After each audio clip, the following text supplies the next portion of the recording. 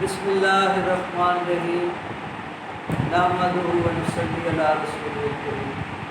محترم ناظرین السلام علیکم ورحمۃ اللہ وبرکاتہ۔ میرا تعلق نیو اور کینٹ پبلک اسکول سے ہے۔ میں کلاس 10 کو اسلامیات پڑھاتا ہوں۔ آج جو ہے حصہ حدیث جو ہے اس کا ترجمہ اور تشریح وہ آپ کو سمجھانے کی کوشش کروں گا۔ اس میں حدیث نمبر 11 سے 15 تک یعنی 5 حدیثیں جو ہیں ان کی وضاحت کروں گا۔ اللہ تعالیٰ اس پر عمل کرنے اور اس کو آگے پھیلانے کی توفیق عطا فرمائے۔ تو حدیث نمبر 11 ہے۔ پہلے حدیث کے جو مشکل فاظ ہے اس کے نمائنے آپ کو بتا رہا ہوں۔ السلام میں نے ہوتا ہے نماز، عماد میں نے ہوتا ہے ستون، دین میں نے دین یعنی دین کا معنی ہے طریقہ، ومن جس نے اقامہ قائم کیا، ومن اقام الدین اس نے دین کو قائم کیا، ومن ہدمہ جس نے اس کو گرا دیا یعنی نماز کو چھوڑ دیا، ہدم الدین اس نے دین کی عمارت کو ڈھا دیا۔ یہ تھے اس کے مشکل فاظ فرمائے اور ترجمہ یہ ہے کہ نماز دین کا ستون ہے، جس نے اسے قائم کیا گویا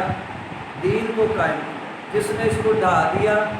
اس نے دین کی عمارت کو ڈھا دیا۔ آپ اس بات کو آسانی سے سمجھ جائیں گے۔ کوئی کمرہ ہے،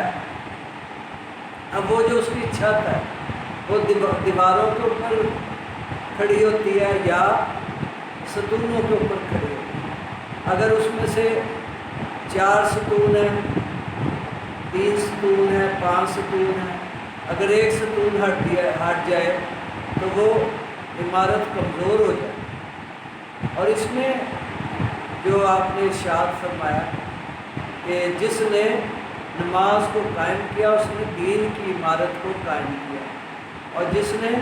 نماز کو چھوڑ دیا اس نے دین کی عمارت کو ڈھا دیا۔ اب یہ ڈھا دے کا لفظ، گرا دینے کا لفظ، یہ بڑا اس کا معنی سمجھنے کی ضرورت ہے کہ اس میں کتنا سخت وعید سنائی ہے۔ اب دیکھیں کہ گئے سے گیا آدمی بھی ہو، لوگوں سے دشمنی ہوتی ہے، بچوں سے دشمنی ہوتی ہے، کسی کے گھر کو ملیا میٹ کر دینا، ڈھا دینا، گرا دینا، یہ کوئی معمولی بات ہے؟ یعنی نماز کو چھوڑنے والے کے لیے فرمایا کہ یہ تو ایسے ہی ہے جیسے اس نے دین کی عمارت کو ڈھا دیا، گرا دیا۔ تو تھوڑا سا سوچنا ہے کہ آج اسلام کی عمارت کو کون ڈھا ہے؟ تو غیر مسلم، عیسائی، سکھ، یہودی، پارسی؟ نہیں۔ آج مسلمان اس اسلام کی عمارت کو گرا رہا ہے۔ آج 90% مسلمان ایسے ہیں جو نماز نہیں پڑھتے۔ اس کا مقصد یہ ہوگا 10% اگر پڑھنے والے، 8% پڑھنے والے، تو اس کا مطلب وہ نماز دین کی عمارت کو قائم کیا ہے۔ اب جو نہیں پڑھ رہے وہ اسلام کی عمارت کو گرا رہے ہیں، ڈھا رہے ہیں یا اس کو قائم کر رہے ہیں، یہ سوچنے کا نہیں۔ تو آج ہم اس کے بارے میں سوچیں کہ ابھی وقت ہے کہ ہم نماز خود بھی پڑھیں اور اپنے بچوں کو بھی اس کی تلقین۔ اور حدیث شریف میں آتا ہے، اللہ کے حبیب صلی اللہ علیہ وسلم نے فرمایا کہ نماز کا پورے جسم میں ایسے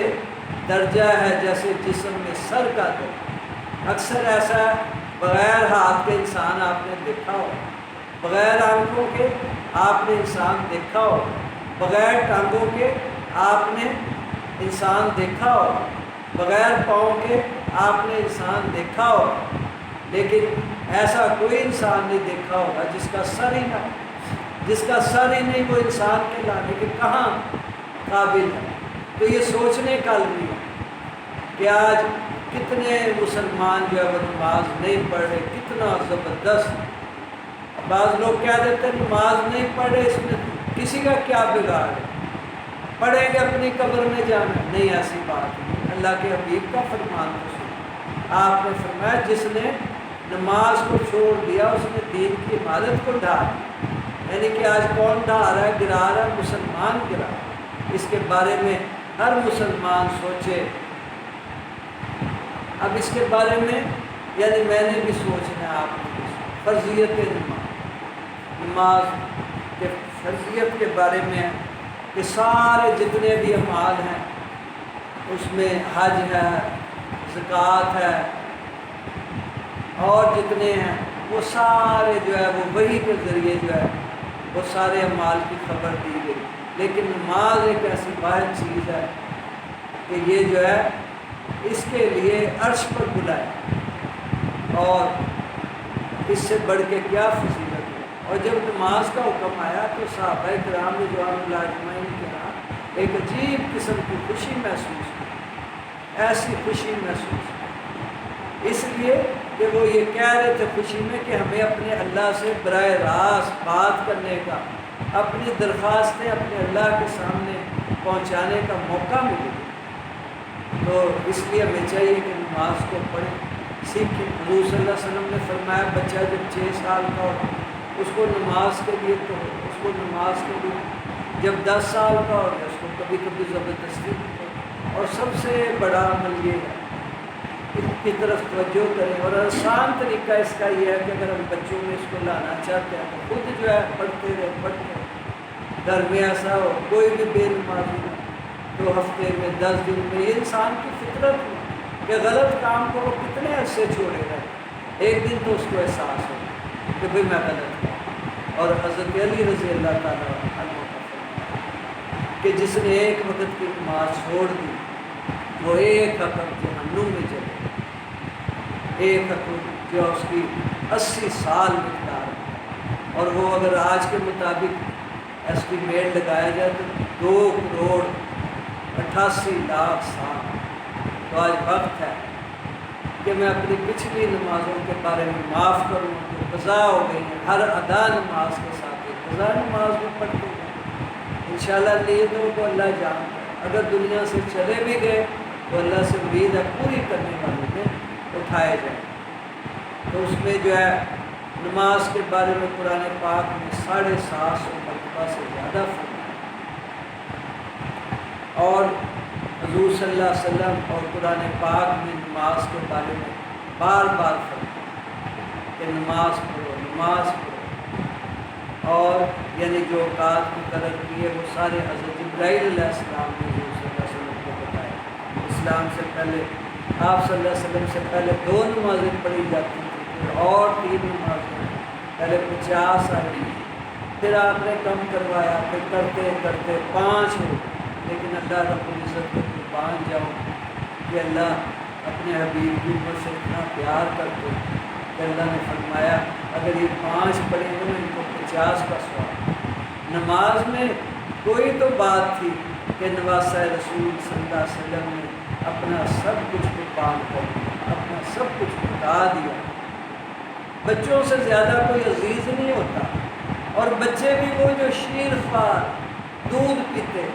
جس سے اپنے نہیں دوسرے بھی پیار کرتے کہ اس کو کوئی تکلیف نہ،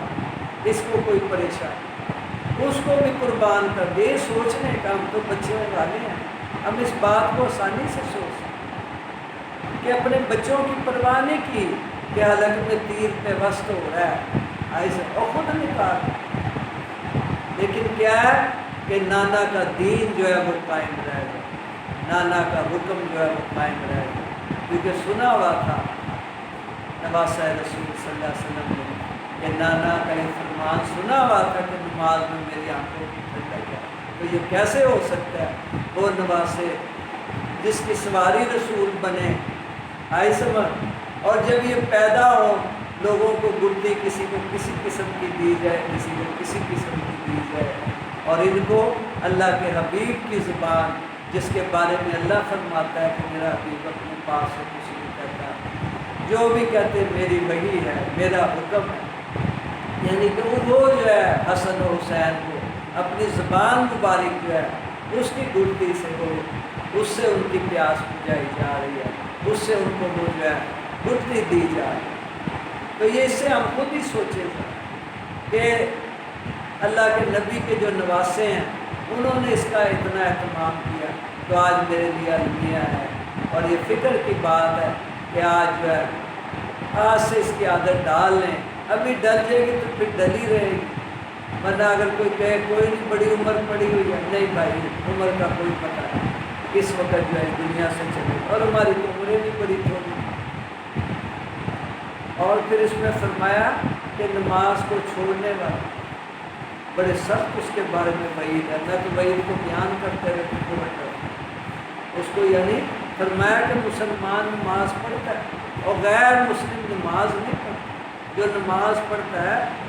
اس کو ایماندار ہونے اور اس کو مسلمان ہونے کا درجہ دے، ایسے تو یعنی جو ہے ہم اس کے بارے میں خود بھی سوچیں، بچوں سے بھی کہیں،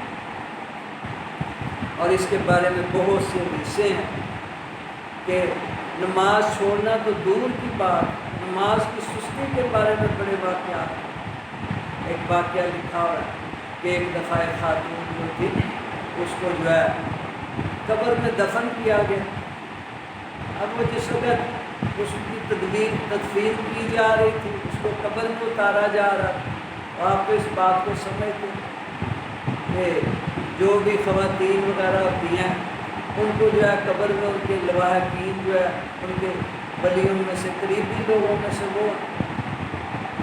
تو وہ جس وقت اس کو دفن کر لیا، گورکن کو پیسے دینے تھے یا اس کی خدمت کرنی تھی، اب وہ جیب میں بٹوائی، بڑے پریشان، اس نے کہا یہ جو میری تھیلی ہے یہ بٹوائی، یہ تو قبر میں گری۔ تو اس نے مسئلہ پوچھا، انہوں نے کہا ایسے کرو، اس کو نا کھود کر وہ نکال لو، پھر اس کے بعد قبر کرو۔ اب وہ جو ہے ایمان والے زمانے تھے، ایمان والے لوگ، جب وہ قبر کھودی گئی تو وہ جو شخص تھا جس نے قبر کھودی تو فرمایا کہ وہ بے ہوش ہو کر گیا۔ جب ہوش آیا تو اس نے رونا شروع کر دیا، اور پھر اس کے بعد اپنی والدہ سے پوچھا گیا کہ میری بہن جو تھی کون سا ایسا یعنی جو ہے مخالفت کرتی تھی یا دین کے خلاف چلتی تھی کہ اس کی ساری قبر جو ہے وہ آگ کے انگاروں سے پڑی۔ تو ماں نے کہا بیٹے یہ نماز تو پڑھتی تھی لیکن سستی کر کے، تو آج میں بھی سوچوں، آپ بھی سوچیں کہ یہ کتنا سخت وعید ہے۔ اللہ تعالیٰ ہماری حفاظت کرے۔ اور قیامت کے دن سب سے پہلا سوال جو ہے وہ نماز کے بارے میں کیا ہے، فرمایا جس کی نماز پوری ہوگی اب سارے دین کے اعمال بھی اس کے پورے ہوگی، اور جس کی نماز اگر پوری نہیں ہوئی تو بڑی خطرے کی بات کہ پھر وہ پھنس جائے گا، پکڑا جائے گا۔ اس میں حضور صلی اللہ علیہ وسلم نے فرمایا جیسے میں نماز پڑھتا ہوں ایسے نماز پڑھو، ہم اس کو سیکھ لیں، دنیا کے سارے کام سیکھ لیں۔ اس میں جب ہم کوئی بھی فن سیکھ رہے ہوتے ہیں، کوئی بھی کام سیکھ رہے ہوتے ہیں، اس میں عمر کی قید۔ اب یہ دیکھو نا، پہلے ہم 30-32 سال بغیر اس کے آن لائن کے پڑھاتے رہے، اب یہ کہ نہیں آتا تھا اس کو سیکھا، آگے دنیا کے ہر کام سیکھ رہے۔ تو ایسی نماز جو اللہ کے قریب کرنے والی ہے اس کو بھی ہم سیکھ لیں، اپنی بھی فکر کریں، اپنے بچوں کی بھی فکر کریں۔ اور حدیث نمبر 12 جو ہے اب اس کے بارے میں جو ہے انشاءاللہ آپ کو بتا رہے ہیں۔ اس میں پہلے حدیث جو ہے حدیث نمبر 12، اس کے مشکل خاص کے معنی جو ہے میں عرض کروں۔ اذا میں نے جب قلتا کہا لصاحب کا، اپنے ساتھی سے، یوم الجمعہ، جمعے کے دن، جب تم نے اپنے ساتھی سے جمعے کے دن کہا انصبت، خاموش ہو جا، الامام و امام یخطب، خطبہ دے رہا تھا، فقد پس لغوتا، تم نے فضول بات، یہ لفظی ترجمہ تھا، اور اس کا مفہوم یہ ہوگا جب تم نے جمعے کے دن اپنے ساتھی سے کہا خاموش ہو جاؤ جب کہ امام خطبہ دے رہا تھا، تم نے فضول بات۔ اب سوچنے کی بات ہے، آپ نے اگر اس کو خاموش کروایا ہے تو آپ نے ایک ادب جو تھا اس کو مد نظر رکھا کہ یہ بات جو آسانی سے، لیکن کیا ہے اب آپ کی اس آواز سے دوسرے لوگ بھی اس طرح متوجہ ہوں گے، جب اس طرح متوجہ ہوں گے تو اس کا دھیان بھی غلط ہو جائے۔ اس خطبے کے دوران اتنا بھی گوارا نہیں کہ یعنی جو ہے کسی کو صحیح معنوں میں بھی جو ہے منع کیا ہے۔ اور میں تو ایک جگہ پڑھ کر حیران ہو گیا، فرمایا جس نے خطبے کے دوران بات کی، جائز بات بھی کی، اب اس کو جمعے کا ثواب نہیں ملے، اس کو ظہر کی نماز کا ثواب۔ جمعے کی نماز کا ثواب کیا ہے؟ جب انسان جمعہ پڑھتا ہے ایک پورے ہفتے کے گناہ اس کو معاف کر دیے جائیں، اور جب اگر ایک نماز جو ہے وہ پڑھتا ہے تو ایک دن کے گناہ معاف کر دیے۔ یعنی کتنے بڑے عمل سے محروم ہیں۔ ہمیں چاہیے کہ اس خطبے کو سننے کے لیے پہلے سے جائیں۔ یہ جو ہے جمعے کا خطبہ جو ہے مسلمانوں کی رہنمائی کرتا ہے، مسلمانوں کی رہنمائی، یعنی اس سے ہمیں ایک منشور ملتا ہے زندگی گزارنے کا۔ اس میں چاہیے کہ ائمہ کرام، علماء کرام ایسی باتوں کو ڈسکس کریں اس جمعے کے دوران جو ہمارے ہفتے کے معاملات میں چیزیں شامل، اس میں کھانا ہے، پینا ہے، سونا ہے، ملازمت کے اصول ہے، شادی کے اصول ہے، بیماری کے اصول ہے، ان کے بارے میں ڈسکس کی جائے۔ ایسے یعنی جو ہے واقعات اور قصوں کو لے کر بیٹھ جانا جن کا جو ہے کوئی فائدہ ہی نہیں، وہ ٹھیک ہے وہ کسی اور موقع پہ، لیکن یہاں تو ایک ہفتے کے بعد ہی آنا ہے بندے نے۔ بعض ایسے ہیں جو گھر ہی نماز پڑھ لیتے، کئی ایسے ہیں اپنی دکانوں پہ نماز پڑھ لیتے، کئی اسکولوں میں نماز پڑھ لیتے۔ اب یہاں تو جمعے کے دن جو ہے ایک ہی دن آنا ہے، اب اس میں بھی جو ہے مثلاً ایسی باتیں ڈسکس ہوئی جن کا نہ آخرت سے کوئی تعلق نہ دنیا سے کوئی تعلق، تو کیا فائدہ ہوا؟ شعر سنا دیے، قصے سنا دیے، نہیں بھائی، اصل تربیت کے حوالے سے۔ اور اکثر یہ ہوتا ہے کہ بندہ بعض کا اپنے قریبی آدمی کی بات کو نہیں سنتا، اس کو اہمیت نہیں دیتا، لیکن یہ ہے کہ جب دوسرے کی بات سنتا ہے تو اس کو ترجیح دیتا ہے۔ تو یہ چاہیے کہ وہ رہنمائی اس انداز سے کرے۔ اور آداب جمعے کے بارے میں فرمایا کہ جب جمعے کی نماز پڑھنے کے لیے آؤ اور دوسری یا نماز پڑھنے کے لیے آؤ تو بھاگتے ہوئے نہ آؤ، دوڑتے ہوئے نہ آؤ۔ قربان جاؤ اللہ رب العزت کے، اللہ اپنے بندے سے کتنا پیار کرتے ہیں۔ اور اس میں یہ نہیں کہا کہ مسلمان جو ہے یا غیر، نہیں، فرمایا ہر انسان سے پیار کرے۔ اللہ کو اتنا بھی گوارا نہیں کہ یہ بھاگ کر آ رہے ہیں اور ادھر سے کوئی اور گاڑی والا آ رہا ہے، اب جب یہ بھی بھاگے گا وہ بھی بھاگے گا، ایکسیڈنٹ ہو جائے گا، حادثہ ہو جائے گا، اس کو نہ نقصان ہوا دوسرے کو نقصان ہو جائے گا، اور کچھ نہیں ہے، مسجد میں بھاگے گا، مسجد سے میں کہ فرشس کا پاؤں سلپ ہو سکتا، کوئی ہڈی ٹوٹ سکتی، کوئی نقصان ہو سکتا، کہ نہیں آرام سے آؤ، سکون سے آؤ، پہلے سے اہتمام کے ساتھ آؤ۔ تو اس کے بارے میں حدیث میں بڑی فضائل ملتے ہیں۔ فرمایا کہ جو سب سے پہلے جمعے کی نماز کے لیے آتا ہے، اب اس میں یہ ہے کہ یہ شوق کی بات، جتنا شوق امت کے اندر آئے گا انشاءاللہ وہ پہلے سے مسجدوں کی طرف آئیں گے۔ آج تو ایسا معمول بن گیا ہے کہ مسجدوں کے اندر چلے جانا بڑی بات ہے۔ میں تو ان لوگوں کو بڑی اپریشیٹ کیا کرتا ہوں، ان کو بڑا یعنی جو ہے نا ان کی تعریف کیا کرتا ہوں کہ مسجد، ورنہ بھائی آج تو مسجد جیسا گھر، اللہ کا گھر، اس میں جاتے ہوئے انسان سوچتا ہے کہ میں جاؤں کہ نہ جاؤں۔ اور اکثر نے تو یہ معمول بنایا ہے کہ وہ جو ہے یعنی جو اردو خطبہ چل رہا ہوتا ہے اس پر اسپیکر پر جیسے ہی مولوی صاحب کی آواز بند ہوئی اب یہ بھاگتا ہے، اب یہ یعنی یہ تقریر اور بات اور رہنمائی سننا ہی نہیں چاہتا۔ رہنمائی جو ہے یہ تو اسی وقت سنے گا نا اگر اس میں اس کو کوئی شوق دکھائی دے گا، کوئی اس سے کہ کیونکہ انسان حریص ہے دنیا کے اعتبار سے بھی اور آخرت کے اعتبار سے۔ آپ صلی اللہ علیہ وسلم نے فرمایا کہ اگر اس کو سونے کا ایک جنگل مل جائے پھر بھی یہ تمنا کرے گا دوسرا جنگل مل جائے، کہ جب دوسرا مل جائے گا یہ تمنا کرے گا کہ تیسرا مل جائے۔ اور فرمایا اسی طرح اچھائیوں میں بھی آتا۔ اب یہ دیکھو نا، ہم اگر اپنے ائمہ کرام کی، اپنے بزرگان دین کی، اپنے اہل بیت کی، اصحاب کے قصے پڑھیں تو یہ جان سے بڑھ کے تو کوئی چیز نہیں، اولاد سے بڑھ کے تو کوئی چیز نہیں ہے۔ اس کو قربان کرنا جو ہے ان کے لیے کتنا آسان ہے۔ آج ہم ذرا تصور تو کر لیں، سوچ تو لیں کہ وہ کیا لوگ تھے، کتنا انہوں نے اللہ کے حکم کو، کیا تھا وہ شوق تھا، وہ جذبہ تھا۔ تو میری ہمبلانہ جو ہے یعنی کہ عاجزانہ یہ گزارش ہے تو خدا را دین کے معاملات میں لوگوں کے لیے شوق پیدا کریں تاکہ لوگ خود بخود آئیں۔ یہ نہ ہو کہ وہ وہاں یعنی جو ہے آنا مشکل ہو جائے، اور جب پڑھ لیں تو پھر ایسے بھاگے جیسے پتہ نہیں کوئی جو ہے ان کے پیچھے کوئی لگا۔ اب دیکھو نا انسان اپنے یعنی شوق پر ذوق پر، اور جب اس کو کسی چیز سے کوئی فائدہ حاصل ہو وہ اس کے مطابق چلے، تو اس میں ہمیں چاہیے کہ جمعے کے خطبے کو بڑی توجہ کے ساتھ سنیں، اور اس کے سننے کے آداب ہے، کیونکہ کسی بھی بات کو سننے کا سب سے بڑا ادب یہ ہے کہ اس کو غور سے سنا جائے۔ فرمایا سننا کس کو کہتے ہیں؟ سننا یہ ہے کہ جس سے آنکھیں بھی دیکھ رہی ہیں، کان بھی سن رہے ہیں، اور دل بھی متوجہ ہو، دماغ بھی سوچ رہا ہو۔ تو اب اس میں یہ کہ یہ 3-4 ذرائع ایسے ہیں، آنکھوں کا دیکھنا، کانوں کا سننا، زبان کا بولنا، دماغ کا سوچنا، یہ سارے راستے جو دل کی طرف جائیں۔ اب دیکھیں ایک بہت بڑا تالاب ہے، اب اس میں 4 راستوں سے پانی ہے، صاف شفاف پانی۔ اب 3 راستوں سے صاف شفاف پانی اور ایک راستے سے گندا پانی۔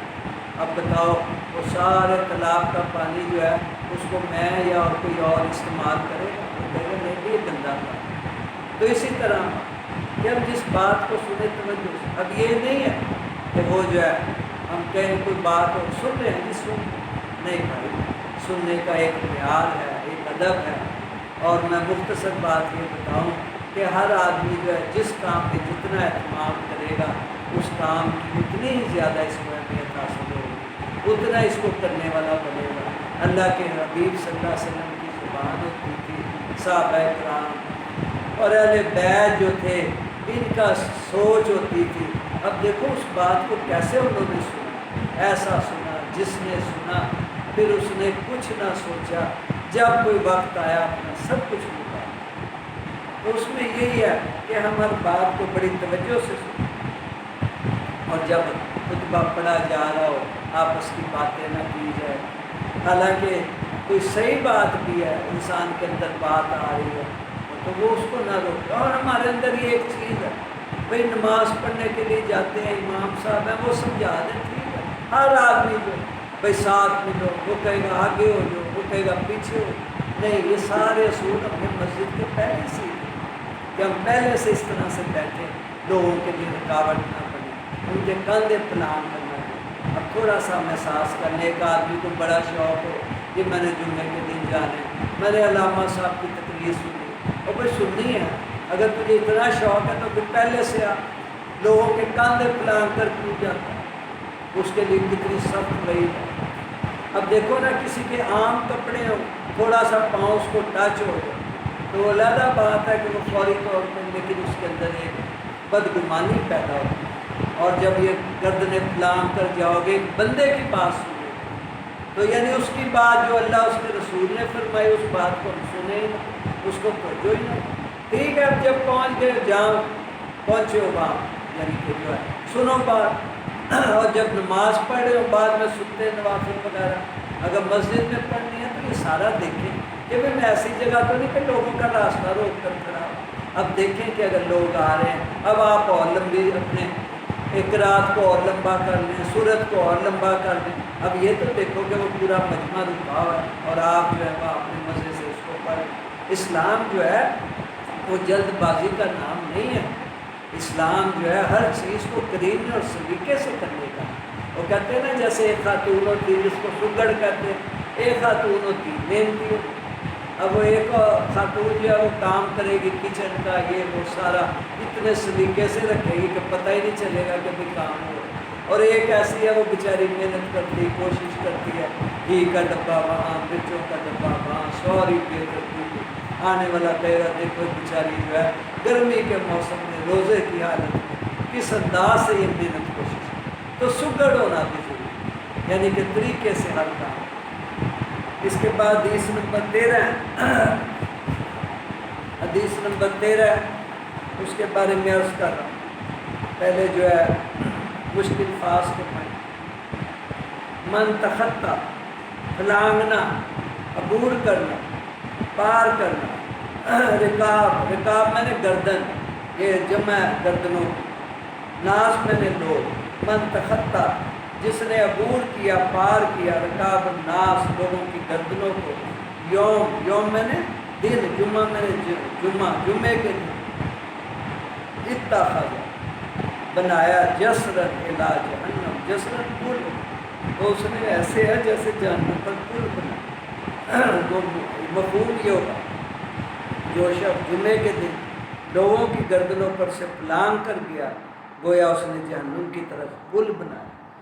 اس حدیث میں درج ذیل باتوں کی طرف توجہ دی گئی ہے، آداب جمعہ، آداب مجلس، احترام انسانیت، تہذیب و سلیقہ اور نظم و ضبط کی طرف توجہ دلائی۔ یہ تو انسان کو سکھایا جا رہا ہے، بتایا جا رہا ہے کہ جب کوئی بھی مجلس ہے جس میں ہم اکٹھے ہیں، یعنی کہ وہ جو ہے اسلامی تعلیمات سے متعلق ہے یا آپس میں ہماری گیدرنگ ہے، اجتماع ہے، اس انداز سے بیٹھے کہ ہمارا بیٹھا ہونا بھی لوگوں کو جو ہے پتہ چلے کہ یہ مسلمانوں کے بیٹھنے کا اچھے طریقے سے، اچھے سلیقے سے جہاں جانا ادھر، یعنی یہ ضروری نہیں ہے کہ ایک آدمی ہے وہ اگلی صف پہ بیٹھتا ہے، اب اس نے وہی بیٹھا نہیں، اللہ کا گھر ہے، مقدس گھر ہے، اپنے دوسرے بھائیوں کو بھی موقع دیں، کیا چلو میں بیٹھ گیا ہوں، کل میں میرا دوسرا بھائی بیٹھ، تو فرمایا کہ وہ، اور جب بات ہو رہی ہے اس کو توجہ سے سنا، اب ایک بات ہو رہی ہے، اب اس کو سن ہی نہیں رہے اگر تو عمل میں کہاں ہے؟ فرمایا کہ یہ جو قرآن کے قصے ہیں، قرآن کے واقعات ہیں، ہم اس لیے ان کو کہتے ہیں کہ تم پڑھو تاکہ تم ایمان تمہارے اندر جم جائے سننے سے۔ فرمایا کہ جو سننے کا حق ادا کر دیتا ہے اللہ اس کو عمل کی توفیق عطا فرما دیتا ہے، اور پھر بڑے کی بات، اللہ کی بات، اس کے رسول کی بات، اہل بیت اور صحابہ کرام بزرگان دین کی بات ادب سے سن۔ یہ ہمارے حقیقی رشتے ہیں، یقین مانیں حقیقی رشتے ہیں، ہم نے انہیں دیکھا نہیں ایسا، لیکن یہ جو اللہ نے محبتیں ڈالی ہیں، خدا را میری بھی دعا، آپ بھی دعا کرتے رہا کریں کہ اللہ ان کے ساتھ ہمارا حشر ہو، انہی کے ساتھ ہمارا اٹھنا ہو، ان کے ساتھ ہماری محبتیں اور جذبات جو ہے وہ بڑھتے چلے گئے، بڑھتے چلے۔ کیوں ان کے ساتھ ایسا ہو؟ کیونکہ اللہ نے ان کو پسند کیا، اللہ نے ان کو پسند کیا۔ اور اسی حدیث میں گردنوں کو پلان کر جانے سے منع کیا، بھئی آپ آئے ہیں جمعہ پڑھنے کے لیے تو پہلے سے ایسے بیٹھے، اب آپ کو ہو سکتا ہے آپ نے جمعہ پڑھ کے فوراً نکلنا ہو، اب اس کے مطابق آپ پہلے دے دیں۔ یہ نہیں ہے کہ اب آپ نے جلدی بھی نکلنا ہے اور پھر دل میں یہ بھی ہو امام صاحب کی بات بھی سنوں، بالکل سامنے بھی بیٹھوں، یعنی جو ہے وہ سارا وہ بھی فائدہ حاصل کروں۔ نہیں، اس میں یہ ہے کہ وہ فائدے میں یہ نہ ہو کہ نقصان جو ہے اس کی طرف آپ چلے۔ آپ کو پتہ ہے کہ میں نے نماز پڑھ کے نکلنا، پہلے سے ہی دائیں بائیں ہو کر پہلے بیٹھے، ایسا کہ راستے میں رکاوٹ نہ، اور اہتمام سے جتنا بیٹھیں گے اور آنے والوں کو پریشانی نہیں۔ اب بعض لوگ جو ہوتے ہیں، جیسے پہلے بھی میں نے ذکر کیا کہ انہوں نے اپنی جگہ مقرر کی ہے کہ ہم نے وہیں بیٹھ کر علامہ صاحب کے پاس، بھائی میں منع نہیں کرتا، اچھی بات، لیکن یہ ہے کہ آپ اتنا بھی تو اکرام انسانیت بھی کریں۔ اللہ کو اپنے بندوں کی بے حرمتی پسند نہیں ہے، بے حرمتی پسند نہیں۔ اب یہ جو ہے یہ آدمی چاہے کتنا بھی بڑا ذاکر ہے، کتنا بھی بڑا نمازی ہے، کتنا بھی بڑا حاجی ہے، لیکن یہ اگر انسانیت کا اکرام نہیں کرے گا، اس کی حرمت کو بجا نہیں لائے گا، تو فرمائش کے لیے بڑی سخت وعید ہے، بڑی سخت وعید۔ اب دیکھو نا کہ مسلمان کے کاندھوں سے گزرنا، یہ نہیں کہ صرف جمعے کے دن عام محفلوں میں کاندھے سے گزر کے جانا، فرمایا ایسے جیسے اس نے جہنم پر پل بنا۔ تو اس کے بارے میں ہم سوچا کریں، ہمیں یہ تربیت دی جا رہی، معاشرے میں رہنے کا ایک ذریعہ بتایا جا رہا ہے۔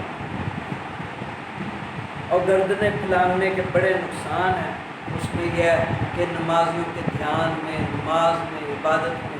خلل ڈلتا ہے، توجہ اور طرف آ جاتی ہے۔ جمعے کے دن آتے ہیں، نئے نئے سوٹ پہنے ہوتے ہیں ایسا، اور پھر اس میں یہ ہے کہ دوسرا آدمی جو اوپر سے گزر گیا، اب اس کا پاؤں لگ گیا، اب اس کے اندر بدگمانی۔ تو یہ بدگمانی جو ہے مسلمان کے دل میں آنا، یہ تو بڑی خطرے کی بات ہے۔ حضور صلی اللہ علیہ وسلم نے آخری موقع پر جب آپ مکہ سے مدینہ جا رہے تھے، آپ نے خانہ کعبہ کی طرف دیکھ کر کہا کہ خانہ کعبہ تیرا بڑا رتبہ ہے، تیرا بڑا درجہ ہے، لیکن ایک مسلمان جس کے دل میں کلمہ ہے اس کا رتبہ تجھ سے کئی گنا زیادہ۔ تو میں بھی سوچوں، آپ بھی ذرا سوچیں کہ اللہ کے حبیب نے جس کا مقام بتایا اس کے میں دیکھ رہا ہوں، خانہ کعبہ کی طرف تو میں پیٹھ بھی نہ کروں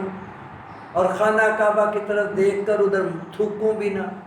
اور مسلمان جو ہے اس کو دونوں ہاتھوں سے لوٹوں۔ اب دیکھو نا، جب بھی کوئی مسلمانوں پہ کوئی وبا آتی ہے یا پریشانی آتی ہے، خاص طور پہ ہم نام والے مسلمانوں کے لیے کیا ہوتا ہے، ہم یہ سوچتے ہیں کہ ہم نے لوٹنا کیسے، جن کا تھوڑا مال تھا کہ اس کو کیسے جو ہے زیادہ نفع کمایا جائے تاکہ میرے بچوں کی عید اس طرح سے پڑھے۔ اور بھائی یہ کہاں سنا ہے تم نے کہ یعنی مسلمان کو پریشان کر کے جو ہے وہ جو مال کمایا جائے گا تیرے لیے اچھا ذریعہ بنے گا؟ نہیں، تیری پکڑ کا باعث علیحدہ بنے گا اور تیرے بچوں کے اخلاقیات کو اس کا اثر علیحدہ پڑے گا۔ ہم سوچیں، غور کریں کہ یہ جو ہے انسانیت کا احترام۔ اب یہ دیکھو، میں کہہ رہا تھا کہ حاجی جو ہے حج کرنا بہت بڑا عمل ہے، ذکر کرنا بہت بڑا عمل ہے۔ اب جس شخص نے حضرت علی رضی اللہ تعالیٰ عنہ کو شہید کیا، حالانکہ وہ ذاکر تھا، نمازی تھا، لیکن کیا فرمایا اللہ کے حبیب صلی اللہ علیہ وسلم نے کہ علی کا جو قاتل ہے وہ سب سے بدترین قاتل ہے۔ تو اس کو میں بھی سوچوں، آپ بھی سوچیں، یعنی کہ ہم تو بھائی بہت دور چلے، ہم نے تو دین کو سمجھا ہی نہیں۔ 25% دین کو لے کے چل رہے ہیں، نماز، روزہ، حج، زکات، حدیث کی کتابیں پڑھ لو، قرآن کی آیات پڑھ لو، یہ سارا 25% دین ہے۔ 75% تو آج میں کر ہی نہیں ہوں۔ 75% میں کیا ہے؟ فرمایا معاملات ہے، اخلاقیات ہے، اس میں معاشرت ہے، اور اسلام اس سے پھیلتا ہے۔ میری نماز سے اسلام نہیں پھیلتا، میری نماز سے کوئی غیر مسلم جو ہے نماز کی طرف، دین کی طرف نہیں آئے، میرے حج سے، میرے روزے سے، اس سے نہیں۔ اس نے تو معاشرت کو دیکھنا ہے، معاملات کو دیکھنا ہے، اخلاقیات کو دیکھنا ہے۔ اب دیکھو نا، انڈونیشیا میں 2 تاجر گئے، کوئی حاجی نہیں گئے، کوئی مجاہد نہیں گئے، تاجر گئے۔ انہوں نے وہاں پر جا کر ایسی تجارت کی کہ وہ انڈونیشیا کے ہزاروں جزیرے ہیں، وہ سارے کے سارے مسلمان۔ تو ہم اس میں بہت انسانیت کا خیال رکھا کریں کہ جمعے کے دن ہم جو ہے یعنی لوگوں کی گردنوں کو فلانگ کرنا جائیں، بلکہ پہلے سے ایسے پہنچیں کہ ہمارے وہاں پہنچنے سے دوسرے کو پریشانی نہ ہو۔ حدیث نمبر 14، اذا قیمت الصلاۃ، جب نماز یعنی جماعت کھڑی ہو، فلا تخشون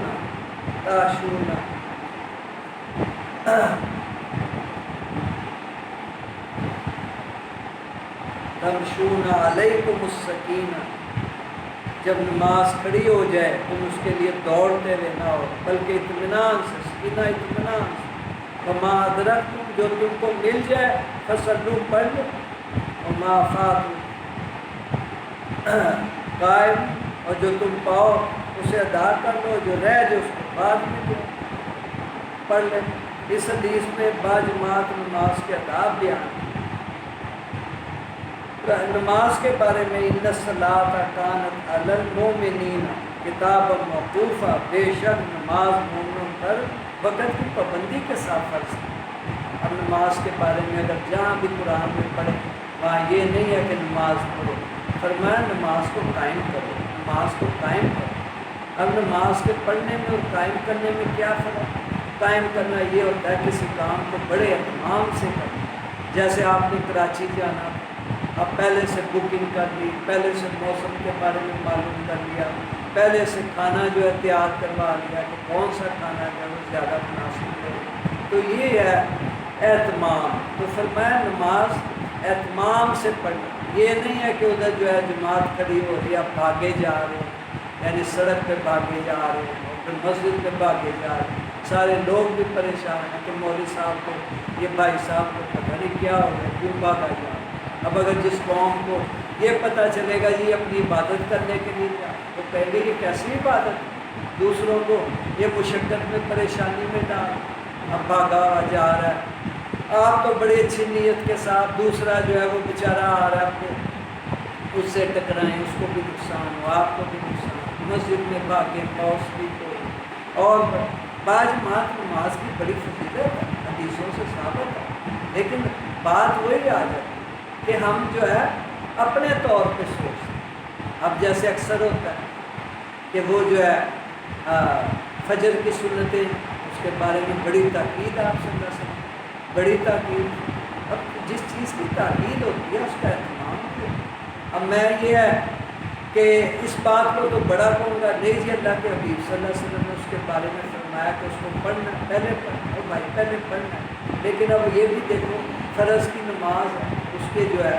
جب آپ بالفرض ہے ایسے وقت میں آئے آپ سنتیں شروع کریں، ادھر سے آپ کی رکعت چلی، تو فرض جو ہے فرض اور جو ہے نفل کا اس کا تو زمین آسمان کا فرق۔ پوچھا کسی نے فرض کیا ہے نفل کیا ہے، تو بتایا گیا کہ ایک بہت بڑا سمندر پانی سے بھرا ہو اور ایک چڑیا جو ہے وہ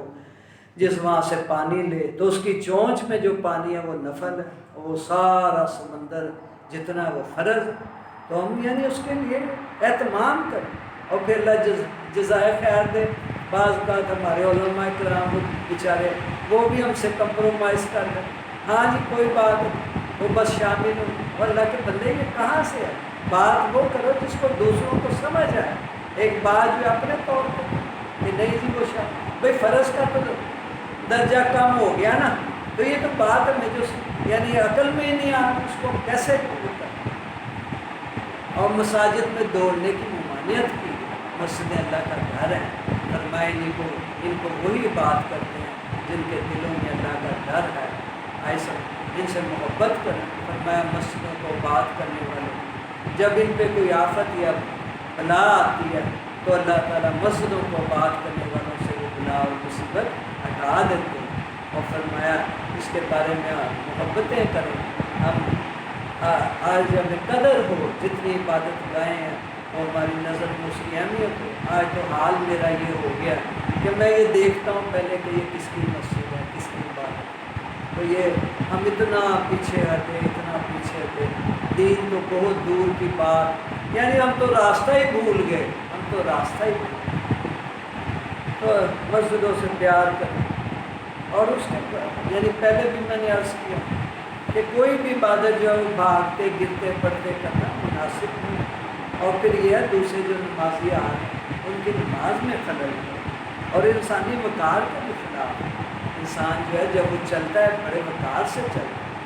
اللہ کے حبیب صلی اللہ علیہ وسلم نے فرمایا مومن کا چلنا، اٹھنا، بیٹھنا، بات کرنا، یہ جو ہے ایک دین ہے، ایک بڑا وقار ہے، پتہ چلے گا۔ اور عجلت کی طرف سے، عجلت سے، جلد بازی سے کوئی کام نہیں۔ اب دیکھو اللہ حضرت موسیٰ علیہ السلام جو ہے اللہ سے باتیں کرنے کے لیے گئے، وہاں گئے ہیں ظاہر دین کے کچھ احکامات یا شریعت کے، لیکن اس سے بڑھ کے کوئی بات، لیکن فرمایا وہاں جلدی کی، اللہ نے اس کی سزا کیا دی، بعد میں ساری قوم کو گمراہ کر دیا، انہوں نے وہ بچھیرا بنا لیا اور اس کی عبادت شروع کر دی۔ تو ہر کام کو اہتمام سے کرنا سیکھیں، چاہے وہ ہماری ملازمت ہے یا گھر کے کام ہیں، ان کو پہلے سے پلان کرے، پروگرام بنائے تاکہ اچھا سلیقے مند ہم دکھائی دیں۔ حدیث نمبر 15، اور یہ جو ہے اب آخری حدیث ہو، اب اس کے پہلے مشکل فاس کے میں نے من جس نے سام رمضان کے روزے رکھے، من سام رمضان جس نے رمضان کے روزے رکھے اور قائم اور قیام کیا، یعنی کھڑے ہوئے عبادت کرنا، تراویح پڑھنا اور جو ہے نوافل پڑھنا، ایمان کے ساتھ، احتساب اپنی کمیوں کا جائزہ لیتے ہیں، احتساب غفر اللہ معاف کر دے ما تقدم پہلے من ذنب گناہ۔ اس کا ترجمہ یہ ہے جس نے ایمان اور اجر کی نیت سے رمضان کے روزے رکھے، اس کی راتوں میں قیام کیا، اس کے پچھلے گناہ جو ہے وہ معاف کر دیا۔ اب یہ دیکھ لو یہ اللہ کا مہمان آیا تھا، چند دن باقی ہیں، لوٹ لو، یہ لوٹ سے لگی ہوئی ہے، پتہ نہیں اگلے سال میں ہوں یا آپ ہیں، کتنے ہمارے پیارے تھے، کتنے چاہنے والے تھے، ایک سیکنڈ کے لیے بھی ہم سے ہماری نظروں سے اوجھل نہیں ہوتے تھے، ذرا سا یعنی جو ہے ان کی دوری ہمارے لیے جان لیوا ثابت ہو جاتی تھی۔ تو یہ تھوڑا سا ہم سوچ لیں، آج وہ کہاں چلے گئے، ہم نے بھی جانا، سب نے چلے جانا ہے۔ تو اس میں یہ ہے کہ پتہ نہیں اگلے سال کس نے یہ رمضان دیکھا، یہ جو باقی دن رہ گئے ہیں اس میں بھرپور دعائیں، جیسے کہ فرمایا کہ پورے رمضان میں کیا کرنا، اس میں یہ ہے کہ 4 کام، یہ دعا مانگنی، پہلے کیا دعا، اللہم انی اسألک الجنہ، اے اللہ میں آپ سے جنت کا سوال، اور جنت بڑی خوبصورت جگہ، بڑی پیاری جگہ، حضور صلی اللہ علیہ وسلم نے فرمایا جو جنت میں داخل ہو گیا اب اس سے کبھی نہیں نکلے، اور جنت میں داخلے جس نے ایک دفعہ پڑھ لیا لا الہ الا اللہ محمد رسول اللہ، چاہے اس نے کوئی نیکی نہیں کی، لیکن اب یہ جو ہے یہ جنت میں ضرور داخل ہو، کتنا زبردست ہے، جنت بڑی خوبصورت ہے۔ اور فرمایا اس کو رمضان کے یعنی پورے سال کے شروع سے کہا جاتا ہے، اللہ فرماتے ہیں اس کو سجاؤ سجاؤ میرے روزہ رکھ کر، جلد ہی جو ہے نا میرے بندے تیری طرف آئیں گے، تو ایسا خوبصورت بن جائے، ایسی خوبصورت، وہ سارے دکھ جو ہے وہ بھول گئے۔ اور فرمایا نا کہ ایک وہ آدمی جس کو دنیا میں مشقتیں ہی مشقتیں آتی رہی، تکلیفیں ہی آتی رہی، تو فرمایا کہ جب یہ اللہ کے حضور پیش ہوگا، فرشتے سے اللہ کہیں گے اس کو جنت کی ایک جھلک، اور پھر اللہ اس سے کہیں گے اے بندے تجھے یہ پریشانی آئی، یہ تکلیف آئی، یہ دکھ آیا، کہے گا اللہ میں نے تو کوئی دنیا میں دکھ دیکھا ہی نہیں، دنیا میں کوئی پریشانی دیکھی، یعنی سارے دکھ بھول جائے، اور جہنم ایسی بری جگہ، اس سے پناہ مانگے، کیا فرمایا اللہم انی اعوذ بک من النار، اے اللہ میں آگ سے تیری پناہ، اور فرمایا بعض کا بندہ سوچتا ہے یہ تکلیف ہے، یہ پریشانی ہے، جس میں اس مسئلے کا حل کیا کرتے ہیں جی وہ اپنے آپ کو ختم کر دیتے ہیں، اور بھائی ماں تو موت بھی نہیں آئے گی، اور جو جہنم میں چلا گیا پھر ایک کھال جل جائے گی، فرمایا دوسری کھال، ذرا سوچو تو صحیح، یہ آگ جو ہمارے گھروں میں جلائی جاتی ہے، ذرا سا اس کو شعلہ لگ جائے ہم گھنٹوں تڑپتے رہتے ہیں، اور وہ آگ جو اس سے 70 گنا زیادہ تیز، اگر اس میں اگر ہم ڈال دیے گئے تو کوئی ہمارا حال، فرمایا جہنمی کو اگر دنیا کی آگ میں ڈال دیا جائے تو اس میں وہ تھوڑی دیر کے لیے سکون محسوس کرے، تو بھائی میں تو دعا کیا کرتا ہوں، آپ بھی اپنی دعاؤں میں یا اللہ کسی کو بھی جو ہے بغیر جنت کو نہ چھوڑے، آج جو بھی ہے ہر ایک کے قصوروں کو معاف۔ سنتے ہیں کہ لیلۃ القدر میں بعض لوگوں کو جو ہے ان کی بخشش نہیں، جیسے ماں باپ کے نافرمان، اور فرمایا کہ یہ جو فال وغیرہ نکالنا وغیرہ ایسے، اور اس کے علاوہ جو ہے ایک وہ شرابی جو نشے میں دھت رہا ہے لیکن میں انکار کروں، اگر جو معافی مانگ لے تو اس کو تو اللہ معاف، اگر وہ نہیں مانگتا کم از کم میں تو اس کو بھی معاف۔ ہم تو پوری امت کو اپنی دعاؤں میں یاد رکھیں، اور اصل امت سے محبت یہ کہ کوئی بھی آدمی جو وہ جہنم میں نہ، کوئی بھی آدمی جو، اور اس میں جو ہے روزے کے بارے میں بتایا کہ جس نے رمضان میں روزہ رکھا اور قیام کیا، جو بھی جتنی بھی توفیق ملتی اللہ جانتا ہے ہم کتنے کمزور ہیں۔ پہلا تو یہی ہے کہ میں نے تجھے انسان کمزور کیا، کسی نے آدھے گھنٹے عبادت کر لی، 15 منٹ عبادت کر لی، اور وہ تو ایسا رحیم اور کریم ہے، 100 بندوں کے قاتل کو ایک دفعہ بھی معافی مانگی آپ سے، کوئی عمل بھی نہیں کیا اور اس کو وہ معاف کر۔ اللہ کے یہاں کوئی شرطیں نہیں ہیں۔ آج یہ انسانوں کے لیے شرط ہے، بچہ کوئی کام نہ کرے ہم اس کو ڈانٹتے ہیں، کوئی غلطی کرے ایک دفعہ نہیں، سینکڑوں دفعہ، اب تو نہیں کرو، اب تو نہیں۔ لیکن قربان جاؤں اللہ کہ صبح تو گناہ کر لے، شام کو گناہ کر لے، تیرے گناہ اتنے اونچے ہو جائیں کہ پہاڑوں سے بھی بلا، لیکن ایک دفعہ تو کہہ دے استغفر اللہ، میں سارے معاف کر دوں۔ تو گناہ کرتے کرتے تھک جائے گا لیکن میں معاف کرتا رہوں۔ آئیے رمضان کا مہینہ ہے، برکتوں کے دن ہے، رحمتوں کے دن ہے، اپنے لیے بھی دوسروں کے لیے بھی زیادہ سے زیادہ دعائیں۔ اور کیا ہے؟ فرمایا کہ کلمہ طیبہ جو ہے لا الہ الا اللہ، لا الہ الا اللہ، جو بھی نبی آیا اس نے یہ کلمہ، اس کو ہم زیادہ سے زیادہ حدیث میں اتنے الفاظ ہیں، اس کو زیادہ سے زیادہ، اور اس کے علاوہ یہ اپنے گناہوں پہ معافی، استغفار کرتے اپنے لیے پوری امت کو کہ یا اللہ ہمارے ذمہ ایک بہت بڑی محنت تھی، آج دنیا کی چھوٹی محنتوں کو، معمولی محنتوں کو ہم نے اپنا مقصد بنایا، اپنا کام بنایا۔ سب سے بڑا مقصد، سب سے بڑا کام یہ تھا تیرے دین کو ہم خود بھی اختیار کرتے اور پوری انسانیت کو اس کو لے کر جاتے، لیکن اس کو مقصد ہی نہیں، جو ضرورتیں تھیں ان کو مقصد بنا اور مقصد کو چھوڑ۔ صحابہ کرام رضوان اللہ اجمعین کو دیکھیں، میں بھی سوچوں، آپ بھی سوچیں، تھوڑا سا کہ انہوں نے کون سی ٹیکنالوجی کو ترقی دی، انہوں نے کون سی انجینئرنگ کو ترقی دی، انہوں نے کون سی ایٹامک انرجی کو ترقی دی۔ اللہ کے حبیب صلی اللہ علیہ وسلم نے کیا بنایا؟ فرمایا ایسے انسان بنا دیے، ایسی محبت آپس میں، ایسی اخوت، فرمایا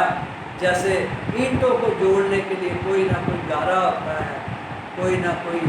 مکسچر ہوتا ہے، اللہ کے حبیب صلی اللہ علیہ وسلم نے امت کو جوڑنے کے لیے، آپس میں محبت پیدا کرنے کے لیے سنت اعمال دی۔ اب ایک آدمی جو ہے وہ سوچتا ہے کہ کس طرح سے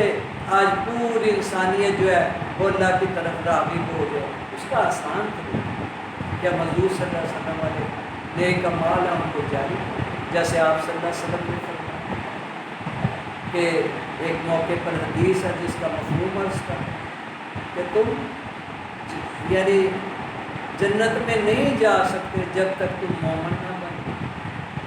اور پھر کیا فرمایا